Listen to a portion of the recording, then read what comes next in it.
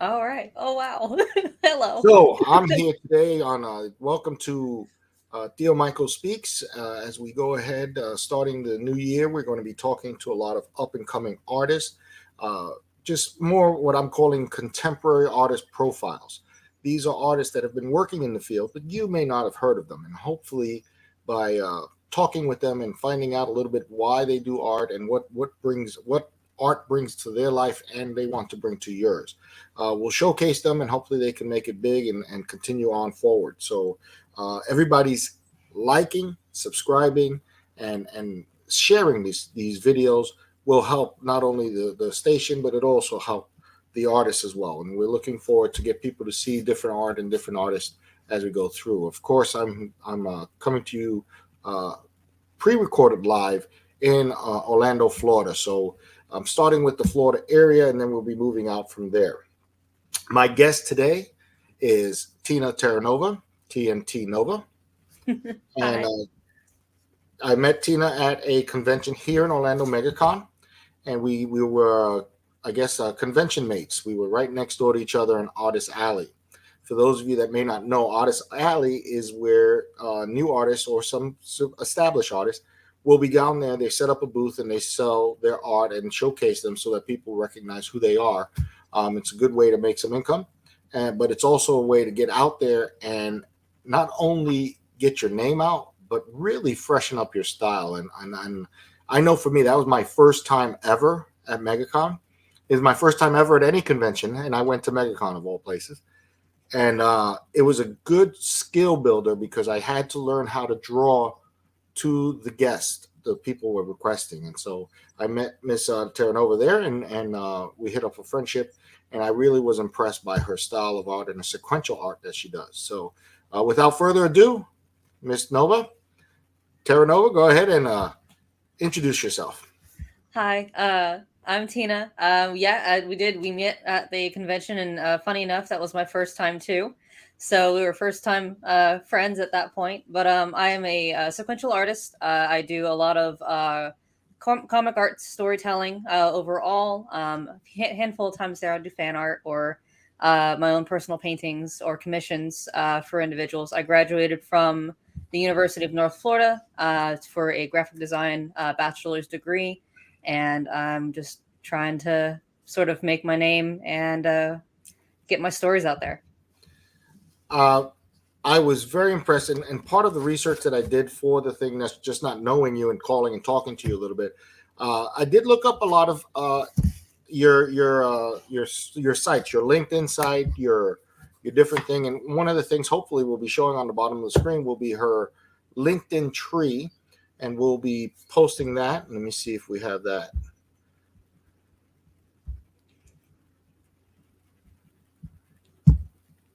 There it is. I see There we go. So it is showing underneath. Hold on. Yeah. Yeah, There I we go. think that's it. I think I hit it one too many times. Okay, So gotcha. that's a LinkedIn tree that has all of her different websites that you go in, and that's something. One of the questions I wanted to lead into with you. I saw that you had a lot of history. I mean, you've worked in um, in a lot of computer animation. You've looked, and not computer animation, graphic designs, Hmm. uh, and you also did some stuff, some face painting and things of that nature. But one of the things that interested me is that you were helping to design some of the websites for one of the schools. Can you go into detail on that? Yeah, I actually was working for University of North Florida, and I was actually their webmaster for like a good 2.5 to 3 years. And it was a position that kind of was new at the time. No one really knew how to do it and so when I was hired for it, I kind of like created the job, and a lot of it just involved recreating the website, making it presentable and kind of modern for the students, as well as consolidating and working on ADA compliance, which involves handling the practices as well as the interfacing for individuals who might be disabled, essentially. And those were some of the things that I was working on as a website designer. So, And another thing that came up when I was doing a little bit of research, you've been doing professional art since you were 15. yeah, I have. Yeah. Um, so that was what, like 2 years ago? No, just kidding, just kidding. No, no. I wish. I wish. So I mean, fill me in on that. How was that when you were doing your art at 15? What kind of work were you doing?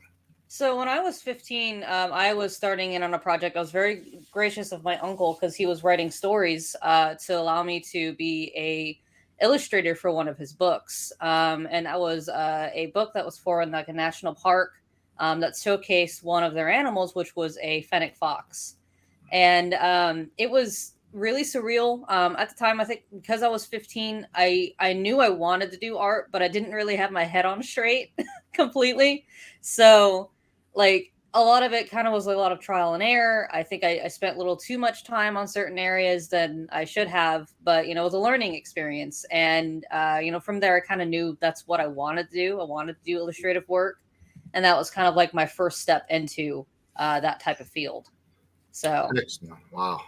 Um, so you went from there to what? Where did you start going into for after that? Which Oh, geez. I think a lot of it was just kind of like commission work, like freelance commission work for other people. I really was at the time working on like my own passion work projects, as well as when I was working for UPS too. I did a lot of like business card design and all sorts of like things like that. It wasn't until very recently that I started working for like things like Absolute Tabletop, where I did concept design for them, as well as like right now I'm working on a comic called the Last Bus Home, and we just finished a Kickstarter. So awesome. yeah, it's taken a long time since that point to actually get to where I am now, which was like a year ago, to be able to actually do like full on professional things that are like big name to me. Well, and I think a lot of times, and hopefully with the our interview and with the series, I think a lot of artists don't realize that these artists that we see overnight sensations, like when you hear about Jim Lee or someone like that stature that comes out from the comics, they weren't Mhm. just they weren't really overnight. No. They had been toiling in the trenches. I know Jim Lee actually was working on medical anatomy design, like doing medical skill drawings. I mean, that's very technical. Yeah. Um, and so he was building on his skills. So you've been building since you were 15, and now Yeah. you're doing. Now, I also understand you're doing a web comic as well. Yeah. I'm working on a webcomic known as Starfish Lovers. It's a big passion project, especially because it relates heavily to some things that happened in my past that I kind of wanted to highlight on, both as to heal and also to reach out to other people. Okay. And what are your goals with that series? So overall, it is to reach out to other people who may have experienced the same thing. I think overall, I kind of wanted to detail on topics like LGBTQ issues as well as religion issues in regards to like how how the faith isn't it's there's a difference between the person and there's a difference between the faith, and there's a difference between how an individual can weaponize religion to hurt another, and how that kind of needs to be talked about a little bit more. And so that's kind of the overall goal, is to just start a discussion and kind of detail things that have happened to me in the past, but through a different story. Interesting. I love the comics that I see now. One of the things that one of the ways that you can help support Miss Terranova's art is through Patreon, and it's one of the things I help support through Patreon. Was we get samples of the comics Hmm. from Starfish Lovers. I love the behind the scenes showing how you figure out the placement of the figures and everything, and you really have a wonderful sense of like cinematography where the figures are like in a movie. You're following it along like if someone's filming it. I really love that.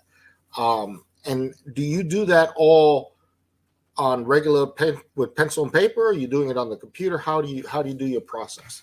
So it's a both bit of like traditional as well as digital. So like I'll start with thumbs, and thumbing out the panels essentially is like kind of trying to figure out like where's the camera at, who's standing where and things like that. And I generally I use a lot of reference from other comics as well. So I have I think almost 1,000 comics in my house, somewhere in here, and I'll take them and I'll look through how somebody else handled a particular camera angle, or a certain expression or a certain mood in a particular panel, and I'll do that through traditional work, and then the rest of it is then translated into digital. And I'll usually I don't have a scanner, so I take a picture of it and then I upload it into my computer and I go from there. Excellent. What's the kind of backdrop now? The starfish lovers, where'd you get that name? So funny enough, it was from a friend of mine. We do a lot of couch story talks with my friend, and so very personal stuff, and we'll just kind of sit on the couch, and then all of a sudden we've got a story and we're talking about it for 2 hours or something. And usually they don't go anywhere, but this time it kind of did.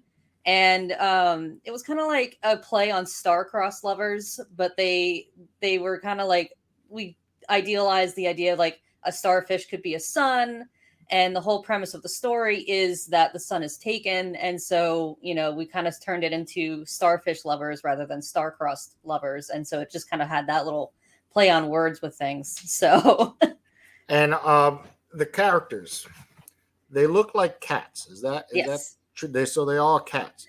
Yeah, so they're all cats. I could see the attraction to starfish. So yeah. What's that setting? I mean, the costumes and everything. I love your costumes and everything. To me, it almost seems like a medieval type setting. It does, yeah. There's a little bit of a medieval type setting into it, mainly because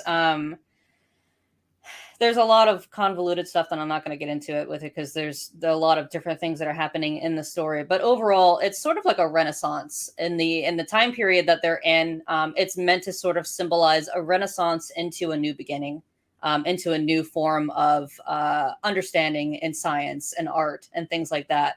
And so that's kind of like the precipice of where they're at right now in the story.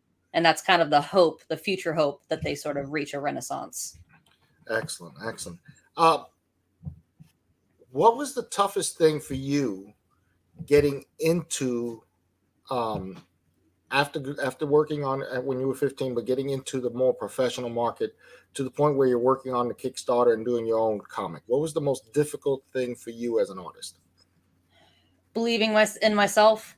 I think the most difficult, and even now, the most difficult thing is to sort of not let everything you see on social media and not letting other people's success sort of paint a picture of what your success looks like. And it's really hard to not go down that rabbit hole. But usually for me, that was the biggest thing was believing in myself and sort of kind of hyping myself up, like, you can do this, like, just pick yourself up and you can do this. And that's kind of where it's the hardest. Nice. What would you like to say to someone who's just getting started? You can do it. You can do it. Believe in yourself. Don't give up. It is so hard. And saying it's so hard is not even something that can truly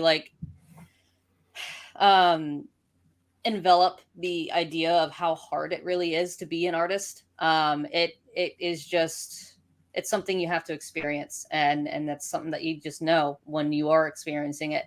But it is worth it. And if you love what you do and you have that passion for the kind of message that you want to push out, then you should do it, and you can do it. Excellent.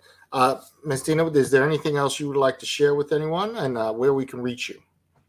Well, I wish you all a happy new year, and hopefully it's better than 2021.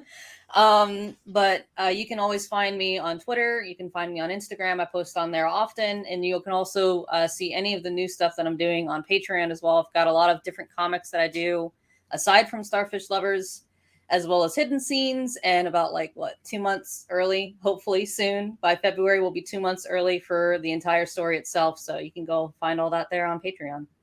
Excellent. So again, it's TMT Nova. You'll find her on all of them. Underneath, we have the Linktree link.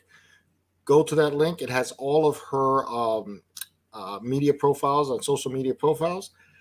Tina, thank you very much. You are for being my first guest on the Yeah. show, and I really appreciate that. And I wish you the best of luck. I know you're going to do well. You're a wonderful artist, and thank you. Thank you for joining us, and thank you for everybody. Again, this is going to be a series of videos and talks and go through. We are taping live here in Florida, and then again, hopefully we can move forward from there. We may even do some live streams. So continue to follow the scene, like, share, and comment, please, because that helps the station continue to grow. Thank you, and have a good night. Thank you guys. Thank you. Oh.